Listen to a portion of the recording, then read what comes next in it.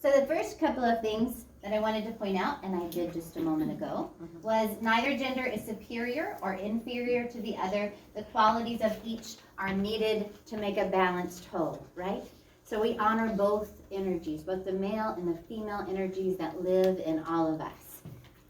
And then our soul, the truth of us, has no gender. This is a reminder, and I remind myself of this often. The reality is that while I am a unique expression of that energy that we call God or spirit, and I am unique on this journey, and I am female on this particular journey, my soul has no gender, right? The truth of me has neither of those. Right? So the recognition is, the definition of enlightenment is the identification with spirit, the identification with the eternal, as opposed to the identification with the body, right? And so the recognition is that anytime I am able to remember the truth of my spirit, the truth of my eternalness, that is my identifying with that, as opposed to soul identification, body identification. Which leads us perfectly to this slide. Do you love this slide? I got lost for 30 minutes on the internet looking for pictures of lamps. It was fun, and I was distracted. But these lamps are here for a purpose, and that is one of my very, very favorite teachers is Marianne Williamson. And she uses this analogy, this metaphor, and I think it's beautiful. So each one of us are our own lamp, right? We're a different size, we're a different shape, we're a different color, we look different, we're a unique expression that is us. So we are the lamp. I am that one. And you could be whichever other one you want. So we are the lamp. That is us, right? We have our body, our form. Now, what makes a lamp useful? What gives a lamp its purpose? Right. The electricity that runs through it that lights it up, right? And so the recognition is, and what we're talking about when I was pointing toward the art of receiving today, I said the divine feminine, the art of receiving, the act of receiving. What I was pointing toward was this. What we become receptive to, and Linda pointed this out when she did her welcome today, what we become receptive to is that energy and power by plugging in the lamp that is us and allowing that electricity to run through us. We become receptive to the energy and a power that is the truth of who we are. That electricity is us, is all of us. It's the I that is all of us. And so our work becomes plugging in the lamp, letting the electricity shine through, becoming receptive to that energy. So I'm going to attempt this. Okay, so think of a cell in the body. Marianne Williamson does this, and I think it's so powerful. You think of a cell and an embryo. An embryo doesn't intend to become a baby, right? An embryo becomes a baby. An acorn doesn't intend to become an oak tree. It just becomes an oak tree, right? So the recognition is that there is an intentionality that is larger than my intention, right? And that intentionality is the electricity. That is what we're plugging into. When we plug into the lamp, when we plug into the wall, we get the electricity to run through us. What we are doing is aligning ourselves and becoming receptive to the intentionality of the universe. Can you feel that? So, an embryo, through the intelligence of the universe, becomes a baby without intending or having to intend to become a baby. So for us, it is about aligning our intention with the intention of the whole, right? So we plug in and we allow ourselves to be an instrument, a conduit through which the intentionality of the universe plays itself out in the world of form. So think of the cells again. We're back to the cells. So here's what happens.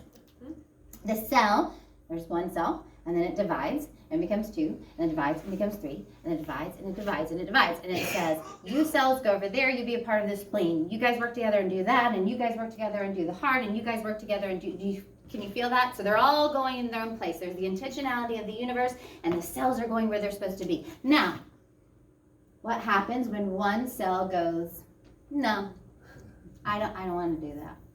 I don't want to be a part of the whole. I don't want to play out the intentionality of the whole. I don't care what happens to the liver, right? And so it goes off and it does its own thing. And then that one becomes another one, becomes another one. What is that? What's that called? Cancer. That's called cancer.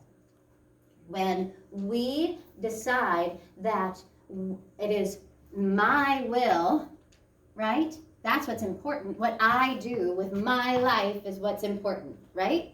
No, there is a larger intention. And here's the beautiful thing. When we say thy will be done, we are not saying thy being outside of me, your will. You told me what to do and I'll go do it. It is not. It is an intelligence that we are all a part of. There is an energy that we're all a part of. And we say thy will. When we say thy will be done, we are saying, use me. I will take my will and I will align it. And I will say my will is thy will. The will for all of us.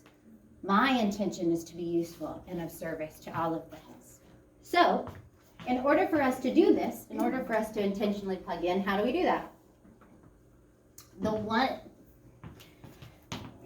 I know before I started meditating every day, when I heard teachers talk about meditating, I would think, I'm not inspired to do that, so I wouldn't do it, right? And then I'd hear another one talk about it, and I go, well, that works for them, that's fine, but I do it through this way. I plug in through this way. I'm fine, I don't need to do that. So, now I meditate every day, and here's what I know after meditating every day. I wish that I had done this 20 years ago. I wish that I had figured out 20 years ago that every time I heard somebody say meditate, there was actually a reason why. But I didn't. And so I recognize that no matter, I could stand up here and go, you should meditate. And I know that if I was sitting in that chair a year and a half ago, I'd go, I know everybody. She's talking to everybody else. I'm good. I'm good. So here's what I want to say. Plugging in, meditating, it's so important. And it is better than shopping and going out to restaurants to eat. I was just talking to her about this before. She was saying that they have come into town and they've taken her mother-in-law, his mother, out to restaurants and shopping and all this thing. And I heard that and I was like, oh, I want to go to 3 restaurants and go shopping because that's one of my favorite things to do. And the recognition is that what happens during meditation is better than those things. It's better, better, better. And it does take an investment. So after a period of time, it took a while before I experienced anything from meditation, before I saw any payoff to it at all. But I knew, for me, the way that I was able to drag myself to meditate, it was the recognition that I am not my mind, I have a mind. And I am a person that has lived historically with anxiety for a really long time. And I wanted to say, no anxiety, you are not me. I have a mind, you're not me, and I get to say what we do. And right now, I'm telling you, we're sitting here and we're going to meditate. So it was my way of like harnessing my power and going, I don't care what you say, mind. I don't care. Go ahead, throw a fit. Let's talk about it. I'm going to go back to my breath. I'm going to go back to my breath every time. Not here, not listening. You know, it was that. It was my, so for a while that was good because even though I wasn't seeing a payoff, I was, harnessing the power that I have to decide what I focus on, to decide what my mind chooses to do.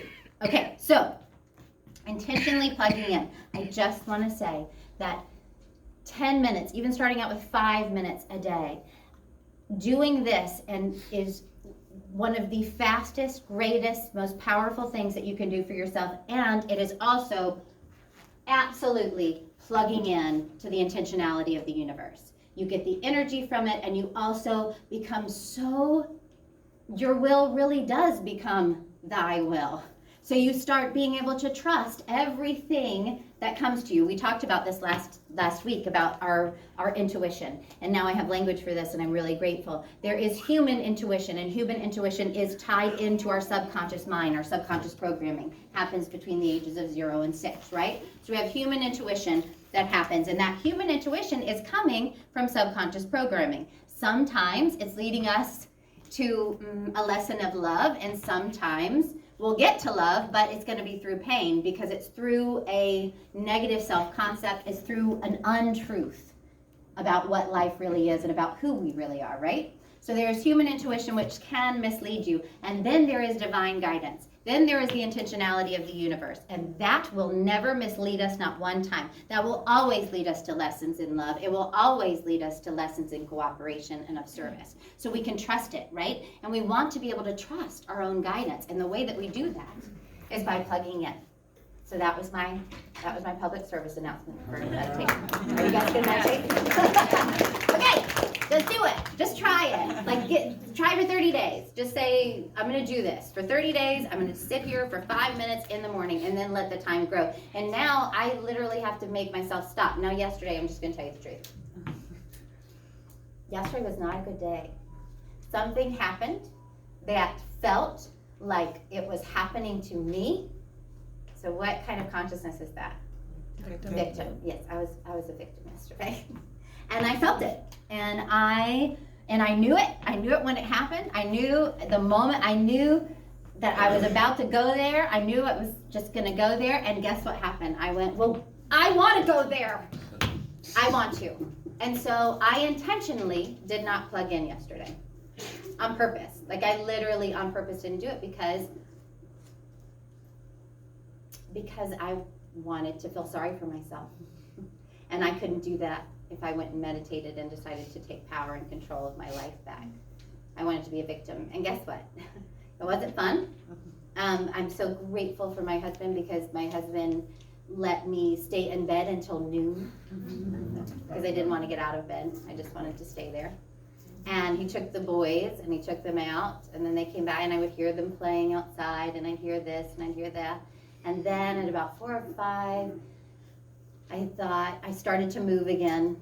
I moved from the bed to the chair. And I was sitting. I don't know, I was feeling sorry for myself. It was really, and I thought, how am I going to go talk tomorrow? Because I am a victim of the world I see. How am I ever going to talk? So, but I let myself still have it. And I then started to say, help. Hello, eternal loving presence, help. And I could feel when I started to get to that place that I was ready. I was ready to take responsibility again. I was ready to plug back in, but I had to do it incrementally, because I was in victim. I wasn't going to reach all the way to my consciousness that I am one with God from a place of feeling like a victim. It wasn't going to happen. I had to do it incrementally. So slowly I started to move around, and slowly I started to do the next thing and the next thing. And by 5 yesterday, I went outside, and my husband had gone and made all of these beautiful plantings and arrangements all over the yard for me for Mother's Day. And what I realized is that those things were actually done hours and hours before.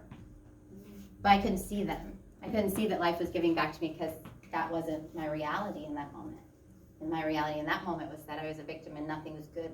Nothing good ever happens to me. That's cleaning it up. I just want to tell you. that was worth the words. So, what we must do in order to intentionally plug in order to be in a receptive mode of that energy and power and love that is always available to us, we have to be aware of what is going on in our consciousness in every moment. And so our consciousness has 4 functions. It can sense, which is our 5 senses. It can, the consciousness hears, smells, tastes, touch. What's the other one? Feel. Feel. Good job. Feel. Those are the sensing. Then there's thinking. Consciousness thinks. So you get the thoughts in there. And then there's feeling. This is a cute picture, isn't it? And then intuiting, right? So there's intuiting. So this is what I am challenging us to do, challenging us in every moment to tap into this. Remember, we've talked about this, that quantum physics tells us that only 20% of what is happening in a given moment are we actually experiencing, right? Are we perceiving? So what that means is 80% of what's going on right here, right now, we're totally not aware of. And so what we're trying to do is become more aware, intentionally plug in by using all of the functions of our consciousness. That is how we are open to receiving that energy and power. And so in every moment, this is what I did for a period of 2 weeks. I set an alarm on my phone, and the alarm would go off, and I would say, what am I thinking? What am I feeling? What am I sensing? What am I intuiting? This is a wonderful practice that brings you to mindfulness. Now, sometimes the alarm went off, and this is what I went, no, I'm busy. I can't think about what I'm thinking. I can't think about what I'm feeling. You know what I mean? Like, I've got stuff to do, you know? But it takes a moment. It's okay, put that there. It takes a moment. And it is so important because you become aware of the programming that is running your life. Because in any given moment, these things, whatever is going on with these things, is determining what you are open to. It is determining what you are attracting to you, right? We live in a universe governed by physical laws. One of those is law of attraction. That which is likened to itself is drawn. So we have to become aware of where we are. Become aware of what's going on. And so we practice these things, right? So sensing. So throughout the next week, here is your challenge if you choose to accept it. Maybe just put 3 different times, mealtime. You could also just do it at mealtime. Something that plugs you in a few times in a day and gets you to do this. What am I thinking? What am I feeling? What am I sensing? What am I intuiting? Because all of those things are going on in every moment. And here's the thing. Most of us are only really going off of 2 of them. Right? So to become the balanced whole, to plug in intentionally, we want to learn to have all 4 functions of consciousness happening at one time and to become aware of them. Does that make sense? So that is our mission if we choose to accept it. I didn't talk as much today, did I? Did it feel like it went by real fast? Well, you got a lot out. I did. I feel like I got a lot. That's a lot. We don't want more than that, do we? No. You did good. Thank you. Ray, I'm glad we're talking about this. Ray is one of our new prayer ministers, and today he is shadowing Bedford. So if you would like prayer after this service, you will get the benefit of not just 1, but 2. Prayer to, what's better than 1 prayer chaplet? 2. Okay, so let's plug in. Let's plug in together. So I invite you to take some breaths. We will breathe in, God is. Breathe out, I am. Breathe in, God is. Breathe out, I am.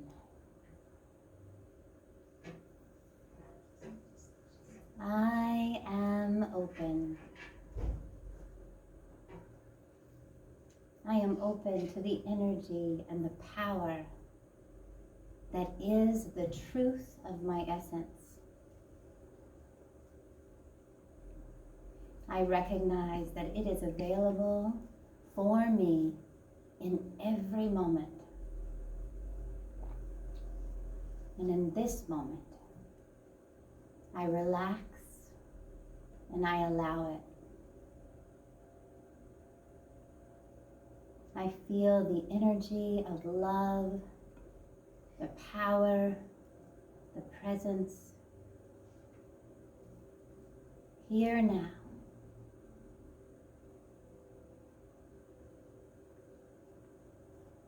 I am so thankful for this moment. Thankful that I would give myself this moment. I am committed to being here for myself. And I will plug in intentionally. I will give myself the gift of this power, the gift of this energy. I do it now, and will do it after I leave here. I make this commitment to myself, for I am worth it. I am worthy of this love, worthy of this power.